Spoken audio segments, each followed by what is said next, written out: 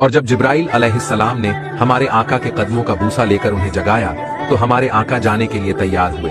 प्यारे आका बुराक पर सवार होने से पहले सोच में डूब गए। जिब्राइल अलैहिस्सलाम ने अर्ज किया, ऐ अल्लाह के महबूब, इस उलझन का क्या सबब है? इस पर मेरे और आपके प्यारे आका ने फरमाया, आज मेरी अल्लाह से मुलाकात का दिन है।